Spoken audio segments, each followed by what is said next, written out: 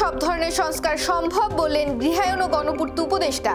গোপালগঞ্জ ও কুমিল্লায় পৃথক সড়ক দুর্ঘটনায় 4 জন নিহত এবং আগামী 7 দিনে শৈত্যপ্রবাহের সম্ভাবনা নেই বলছে আবহাওয়া অধিদপ্তর।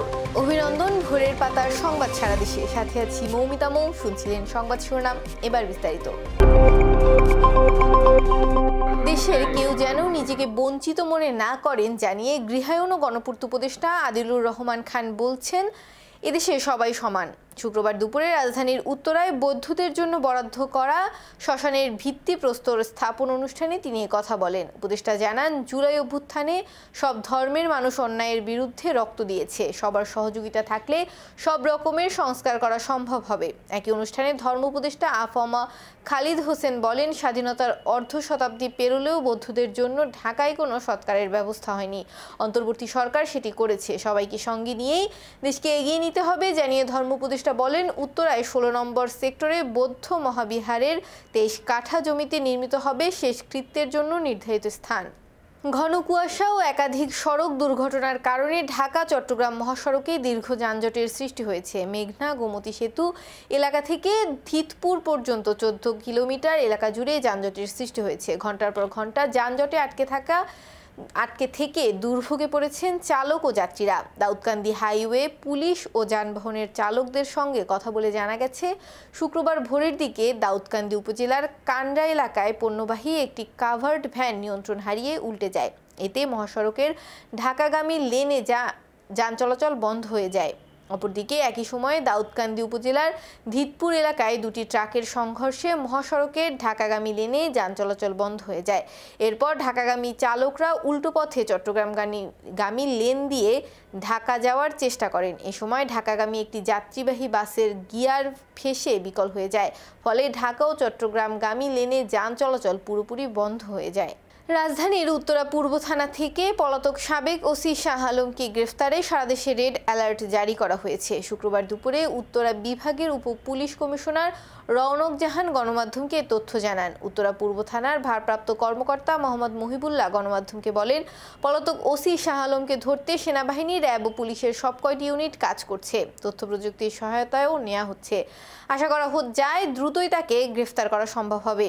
এর আগে বৃহস্পতিবার হত্যা মামলায় গ্রেফতার উত্তরা পূর্ব থানার সাবেক ভারপ্রাপ্ত কর্মকর্তা শাহ আলম থানা থেকে পালিয়ে যান।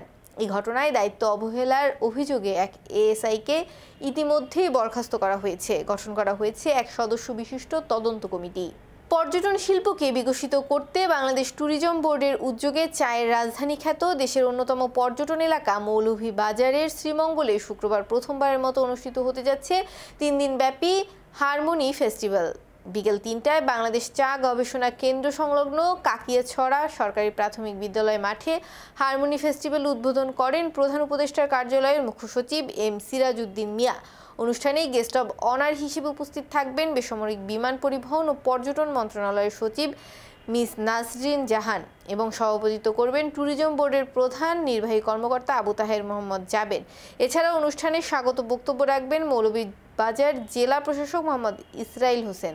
হারমোনি ফেস্টিভ্যাল স্থানীয় বিভিন্ন ক্ষুদ্র নৃগোষ্ঠীর সাংস্কৃতিক অনুষ্ঠানের পাশাপাশি বিভিন্ন উপকরণের প্রদর্শনী সহ এ অঞ্চলের ঐতিহ্যবাহী সুস্বাদু সব খাবারের পসরা বসবে মেলায়। প্রতিদিন সকাল 11টা থেকে রাত 8টা পর্যন্ত চলবে এই ফেস্টিভ্যাল। নেত্রকোনার দুর্গাপুরে দুর্বৃত্তদের এলোপাতাড়ি কোপে খুন হয়েছেন মোহাম্মদ শফিকুল ইসলাম নামের এক পুলিশ কর্মকর্তা। হত্যার সঠিক কারণ বলতে না পারলেও ব্যক্তিগত আক্রোশে এমনটা হতে পারে বলে ধারণা করছে পুলিশ। নেত্রকোনা প্রতিনিধি পলাশ সাহার পাঠানো তথ্যচিত্রে থাকছে বিস্তারিত। নেত্রকোনার দুর্গাপুরে দুর্বৃত্তদের এলোপাথারি কোপে শফিকুল ইসলাম নামে পুলিশের এক উপপরিদর্শক নিহত হয়েছেন। বৃহস্পতিবার সন্ধ্যায় দুর্গাপুরের পৌর শহরে উকিলপাড়া এলাকায় পানমহলের গলিতে দুর্বৃত্তদের এলোপাথারি কোপে গুরুতর আহত হলে ময়মনসিংহ মেডিকেল কলেজ হাসপাতালে চিকিৎসাধীন অবস্থায় মৃত্যুবরণ করেন তিনি। পুলিশের এসআই শফিকুল দুর্গাপুরের চণ্ডীগড় ইউনিয়নের নোয়াগাঁও গ্রামের রফিকুল ইসলামের ছেলে। তিনি জামালপুর পুলিশ লাইনে কর্মরত ছিলেন এবং ছুটিতে গ্রামের বাড়ি দুর্গাপুরে এসেছিলেন। নিহতের ছেলে রফিউল ইসলাম বলেন, বৃহস্পতিবার সন্ধ্যায় বাজার করার উদ্দেশ্যে বাসা থেকে বের হয়েছিলেন শফিকুল। প্রতিমধ্যে ওই এলাকায় উৎপেতে থাকা কয়েকজন দুর্বৃত্ত তাকে লক্ষ্য করে দেশীয় অস্ত্র দিয়ে এলোপাথারি কোপ দিতে থাকে। পরবর্তীতে তার চিৎকার স্থানীয়রা এগিয়ে এলে দুর্বৃত্তরা পালিয়ে যায়। এ সময় স্থানীয়রা তাকে উদ্ধার করে উপজেলা স্বাস্থ্য কমপ্লেক্সে নিয়ে গেলে কর্তব্যরত চিকিৎসক প্রাথমিক চিকিৎসা শেষে উন্নত চিকিৎসার জন্য ময়মনসিংহ মেডিকেল কলেজ হাসপাতালে প্রেরণ করেন। আমার আব্বু সন্ধ্যার সময় এমনি হাঁটতে বাইরো, প্রতিনিয়ত বাইরো, প্রায় সময় বাজার করে, কিন্তু আজকে হাঁটার উদ্দেশ্যে না, আজকে বাজারের উদ্দেশ্যে বাইরে ছিল। আবার গতকালকে আব্বু আসছিল আমাদেরকে নিয়ে যাওয়ার জন্য, গতকালকে সন্ধ্যার দিকে আসছে আমাদেরকে নিয়ে যাবে আর কি ময়মনসিং। আর এমনি তো এত 15 জন আসে না, ছুটি নিয়ে আসে সবসময় 5-7 দিন, এমনি 2 মাস 3 মাস পরে পরে এরকমই। পরে এখন এই যে আমাদেরকে নিয়ে যাওয়ার জন্য আসছে, পরে আজকে আগামীকালকে আমরা ময়মনসিং যাই। কিন্তু আব্বু যখন সন্ধ্যার সময় হাঁটতে পারিছে, আমি তখন বাসায় ছিলাম না, আব্বু হাঁটতে পারিছে ঘন্টাখানিক, এমনই ঘন্টাখানিক পরে কল দেওয়া হয়েছে এনতে শফিকুল ইসলাম, আমার আম্মুকে কল দেওয়া হয়েছে, শফিকুল ইসলাম আপনার কি লাগে? পরে বলছে আপনার আমার হাজবেন্ড, পরে বলতেছে আপনার হাত পা কুবাইছে, কুবাই কাটতে গেছে। একজন লোক আসছিল, পরে লোক এসে পরে অটো নিয়ে গেছে, নিয়ে পরে আমরাও গেছি। আমার আব্বুর 2টা আঙ্গুল কেটে ফেলছে, হাত কেটে ফেলছে, একটা পা নাই। পরবর্তীতে রাতে হাসপাতালে চিকিৎসাধীন অবস্থায় এসআই শফিকুল মৃত্যুবরণ করেন। দুর্গাপুর উপজেলা স্বাস্থ্য কমপ্লেক্সের কর্তব্যরত চিকিৎসক ডক্টর ফারহানা বলেন, ধারালো অস্ত্রের আঘাতে ডান পায়ের কবজির নিচ বিচ্ছিন্ন হয়ে প্রচুর রক্তক্ষরণের কারণে তার মৃত্যু হয়। এছাড়াও তার শরীরের বিভিন্ন স্থানে জখমের চিহ্ন পাওয়া গেছে। মৃত্যুর সত্যতা নিশ্চিত করে দুর্গাপুর থানার ওসি বাচ্চু মিয়া বলেন, ঘটনার পরপরই ঘটনাস্থলে সিসিটিভি ফুটেজ সংগ্রহ করা হয়। আসামিদের ধরতে যথাযথ ব্যবস্থা গ্রহণ করা হয়েছে। জামালপুর জেলার বেতারে কর্মরত এসআই শফিকুল ইসলাম গত 8 তারিখে এই ছুটিতে দুর্গাপুর উপজেলা বাগিচাপাড়ায় তার নিজ বাসভবনে বেড়াতে আসে। অদ্য 6:10 সময় বাসা থেকে বের হয়ে পানবাজার মধ্যবাজারে গলির মধ্যে আসলে 4-5 জন অস্ত্রধারী যুবক তাকে এলোপাথারি কুপিয়ে নির্মমভাবে আহত করে।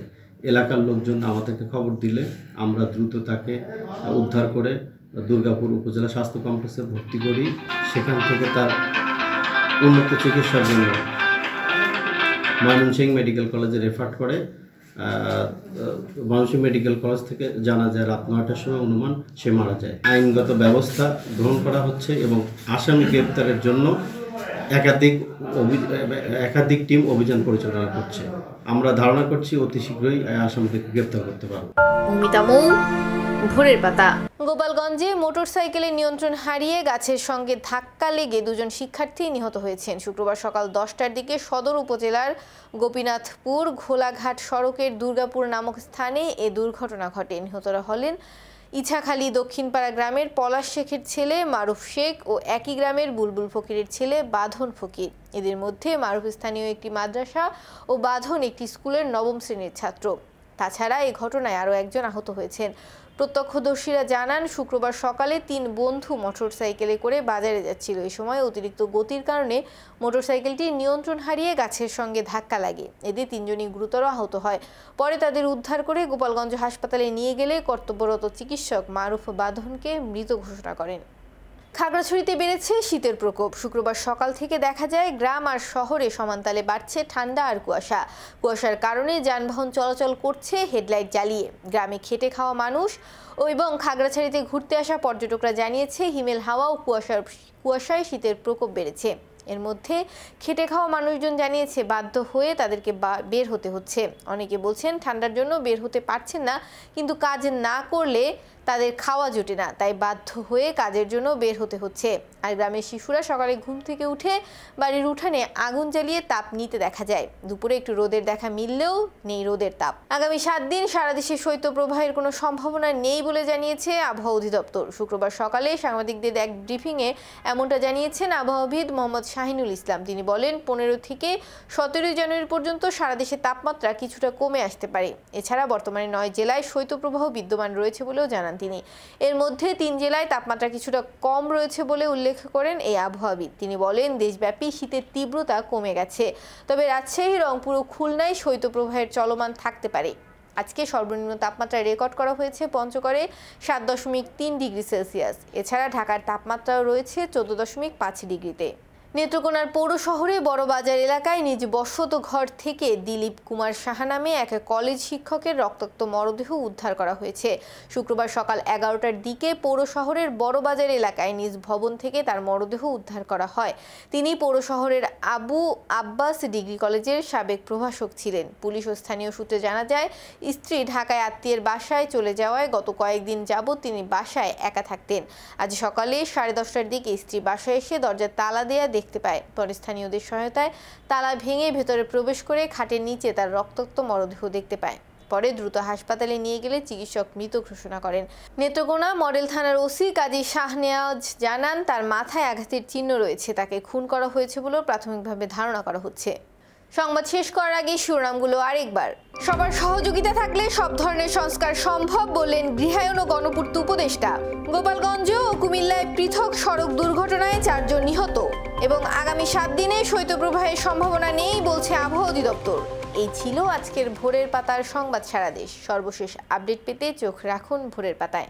ধন্যবাদ।